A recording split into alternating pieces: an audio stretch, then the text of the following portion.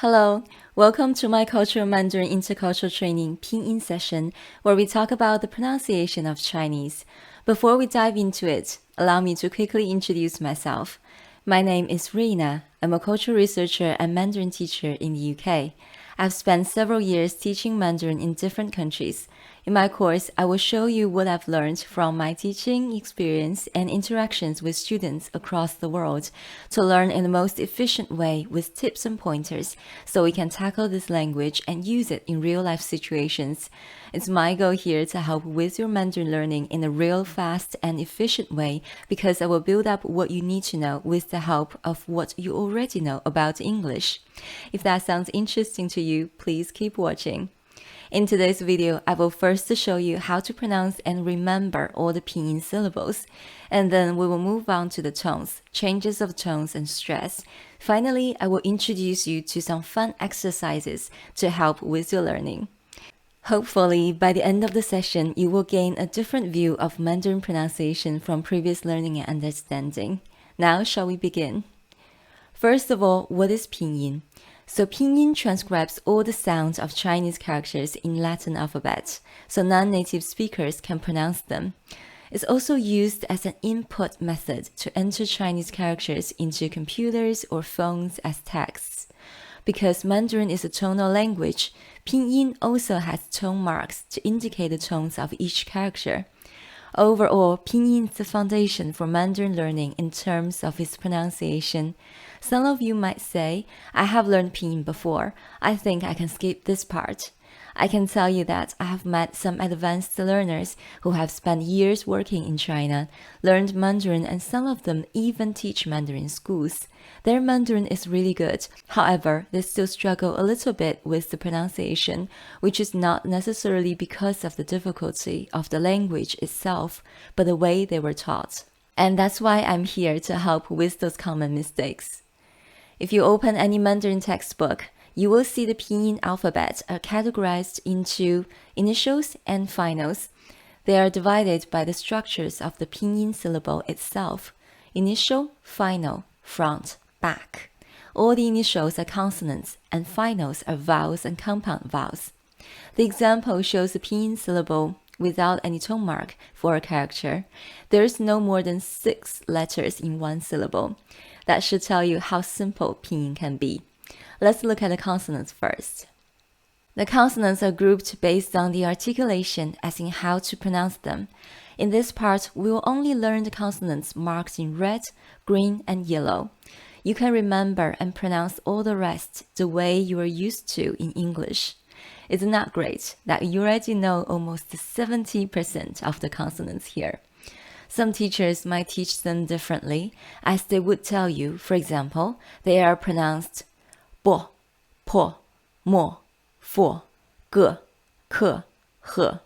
They are not teaching you phonics as in the pure sound of each consonant. For some consonants, it will raise issues and confusion when English users naturally like to use phonics to read the words. For example, there is no o sound in Pinyin syllable ma. So let's just learn the ones that sound different. Before that, just a quick reminder that there is no V in Pinyin consonants. The first one we will learn is this consonant. You will know in English with British accent is t, as in ta, tan. In Mandarin, it's so similar, but it's t, as in ta, tan. Because in Mandarin, the expulsion of the air out of your mouth is a little weaker, and you're almost going to pronounce the letter at the end. How to say it? You can use some treats.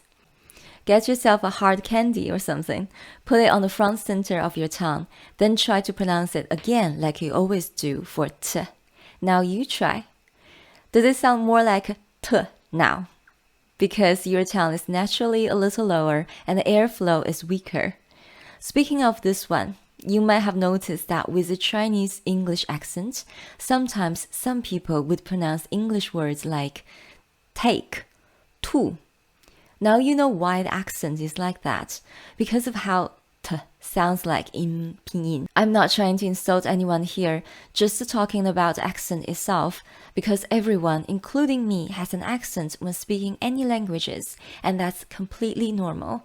But apart from incorrect pronunciations, extra tones, different assimilations, and rhythms, the accent is usually caused by not learning the letter sounds.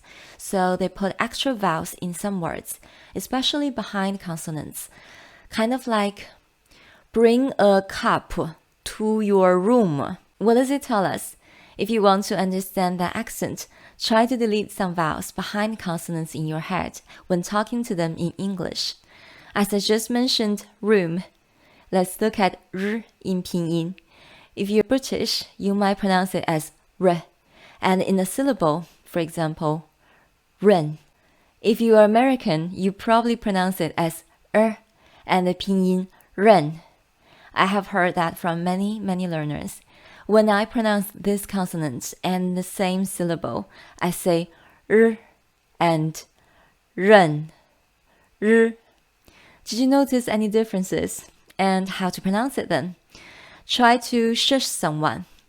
You say shh. You are pushing a lot of air out and your vocal cord is not buzzing. Now keep the mouth shape and tongue position. Roll up your tongue a little bit. Stop pushing the air out and start vibrating your vocal cord to make a sound. So it's shh.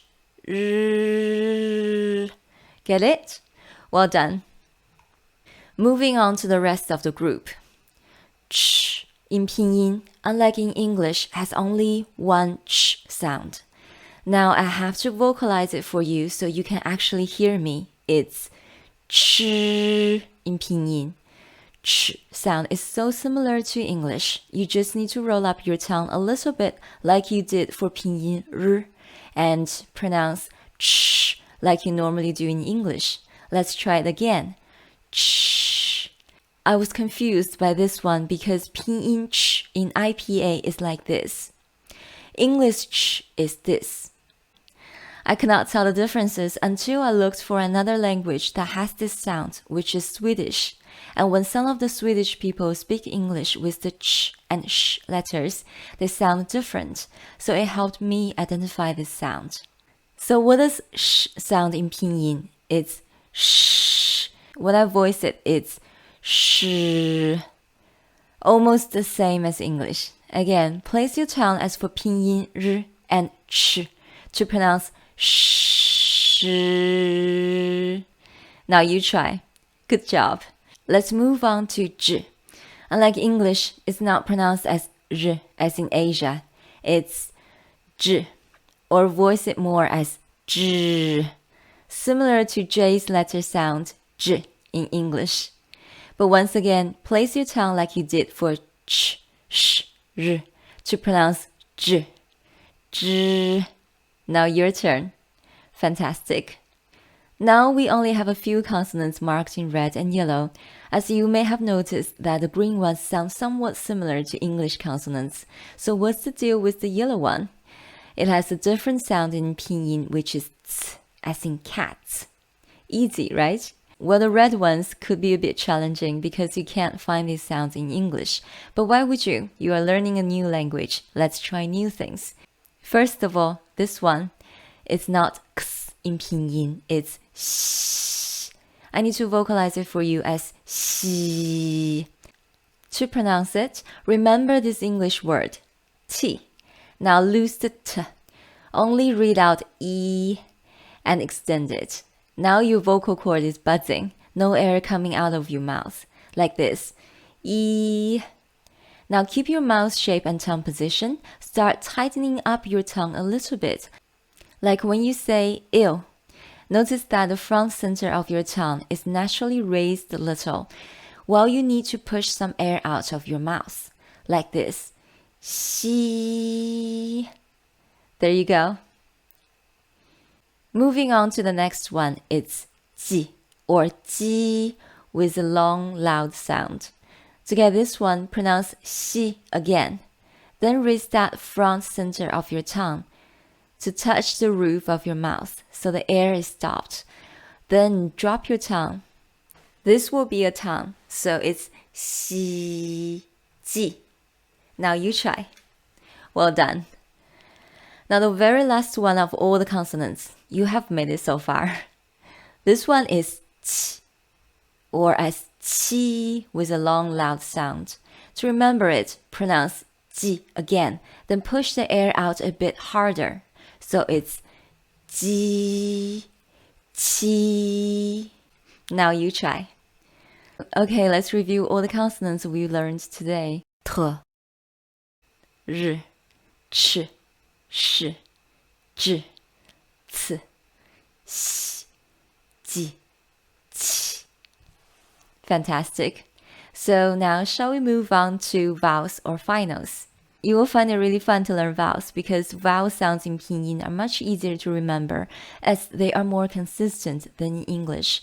You will notice some patterns just like that once you learn the vowel letters. What's more, there are less rules for the vowels in Pinyin, so we don't defer the length of vowels. Now let's look at these 6 cute vowel letters. I bet you'll firstly notice this one. It's letter U with 2 little dots, umlauts on top. It's not used in English alphabet, but it sounds the same as in German. It's Ü. As this letter does not exist on the keyboard, you need to type down V for Mandarin texts. So how to say it? Just try to whistle. Keep the mouth shape and tongue position, but instead of blowing air out, you start vibrating a vocal cord to make this sound. Ü. How's that? It has this one sound only. However, its 2 little dots will be omitted when it follows these initials. Remember their sounds: ji, qi, xi, and i, which is the same as in English. With ü, they're pronounced as ju, chu, shu, yu. Now you try it. You might wonder, wouldn't I confuse this vowel with ü because of this change of the 2 dots? Not really, because this sound in Pinyin is u, which is a lot like in guru. Notice this is more like an American accent. However, with a British accent, your u sound is usually a little bit more tense than in Pinyin. So just remember to relax your mouth more to pronounce it. Now you try. U. Here you go. Same as yu, it has only one sound, and you won't mix it with yu when pairing with ji, qi, xi, yi, because it's not easy to pronounce those syllables with u. Ju, chu, shu, yu is not a word in Mandarin. You will have a better sense at detecting the sounds of Mandarin after a while. Moving on, this one is ah. Ah on its own as in gaga, and o as in orange, but make your tongue slightly higher. E as in ski on its own. I prefer this long E sound because your mouth will spread a little more, which is more like E in Mandarin. While we are on E, there are some exceptions. When it follows zh, ch, sh, r, z, c, s, you don't need to pronounce E, just voice these consonants as in zh, ch, sh, r, z, c, s, as we practiced before. The last one is a lot like or in with British pronunciation. This one is slightly trickier as this sound on its own is as in k, h, sh, d. But when in compound vowels, you will notice that the sounds can be different. We will address this later. Since we just mentioned compound vowels, let's take a look at all the combinations of vowels you can find in Pinyin syllables. Remember, each combo has only one sound. It never changes no matter what consonants they follow. Now let's learn the ones that start with a. An, as in a and n, so it's an. Ang with a in ang. See the a here doesn't change much, just your mouth is slightly less open. I, as in Thai. Ao, as in Laos. Now we move on to the ones that start with o. O is different from English here because the English sound for these 2 letters is taken by the one we just mentioned. This one sounds like O, or as in English, OA sound. Let's move on to compounds, starting with A as in veil. Is very similar to the American pronunciation of the same letters, but put your tongue in the center inside of your mouth at the beginning of voicing it. Start from as in English word the to pronounce n and ng. Unlike in English, don't stress your mouth and tongue or drop your tongue when combine and n, like saying end. Instead, keep them relaxed and still to say n and ng. Now you try. Good. In the group that starts with u, we only need to be mindful of these combos. Ong is not on as in English, but you should voice u, keep the tongue position to then pronounce the velar nasal. Ong. Ong. Un is actually u plus n with omitted. So u and n pronounce it together. Un. Un. Don't be afraid to pronounce u a bit longer than you do in English. Now use this method to say the next one. U and a. Say it quickly as wei. Wa is making the mouth shape for u and voice the rest, like wa. Same method applied to the rest in the last row. Just to read u and other vowels, keep the transition of each compound natural and smooth, as y, wo, wan, wong. Good. The next group with yu. The first one, yue. The here is as in else. Else. So you can voice yu and change your mouth shape and tongue to smoothly. Yue. Yue. Yong is yu and together. Same as in ong.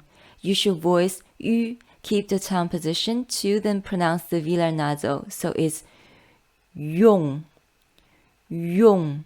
There are several compound vowels that start with I, ya, as in I and a together. Nothing's changed. Same as yao, yan, yang. On the next row, it's I plus o, but the o is missing here. Pronounce English word you to remember this compound. You. Be careful with in, as it's not the same as in English in, but in, both letters sound longer in Pinyin.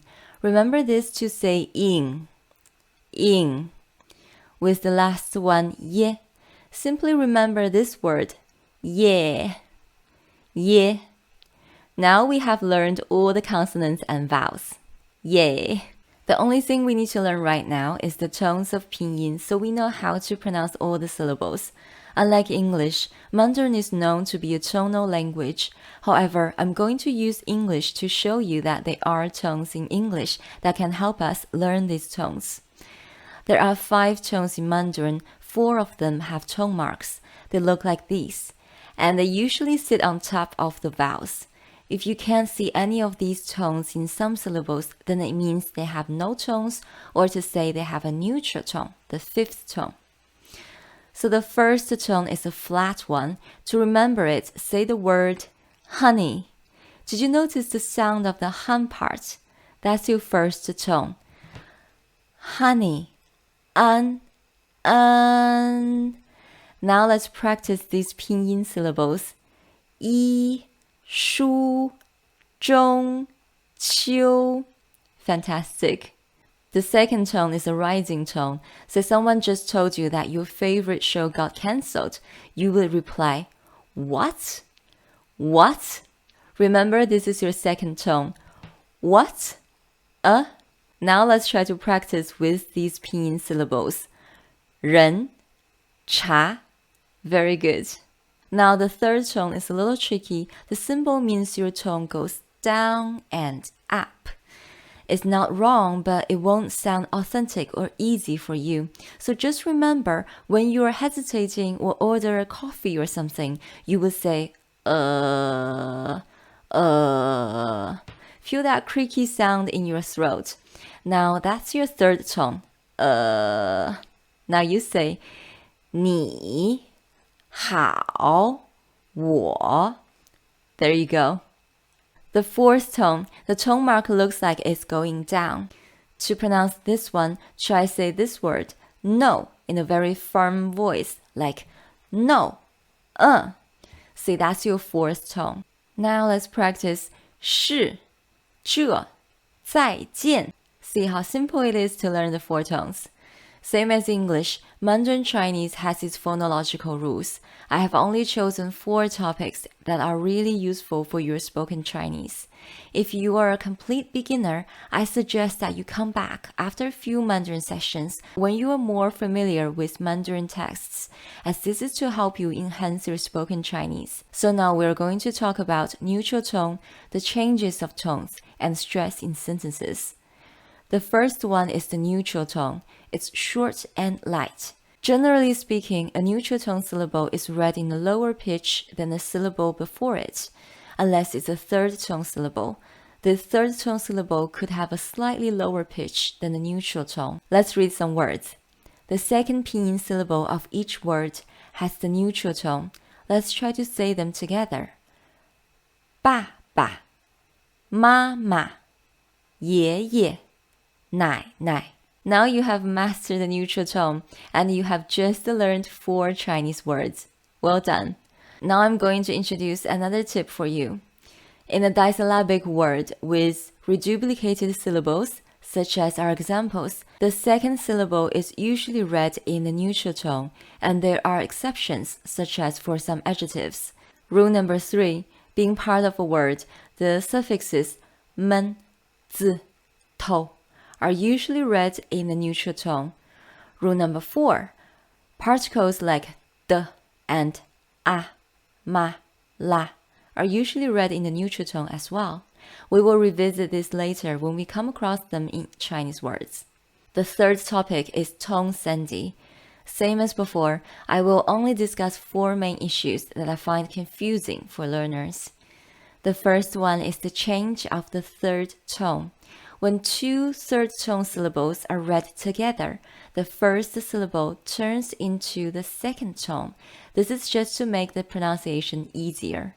For example, let's read 你好小姐手表 The change of the third tone also occurs in 3 third tone syllables, but it depends on the meaning of the word. The second one is tone changes E. When E is used alone or in a number, its tone doesn't change. When E is followed by a syllable in the first, second, or third tone, it changes into the fourth tone. For instance, let's read 一张一条 When E is followed by a fourth tone syllable, it changes into the second tone, such as 一定一块 Moving on, the next tone sandhi I want to address is 不 It changes into the second tone when it's followed by a fourth tone syllable. For example, let's read 不是不会 Very good. The last one is the sound of a Chinese character when it needs to be combined with other syllables.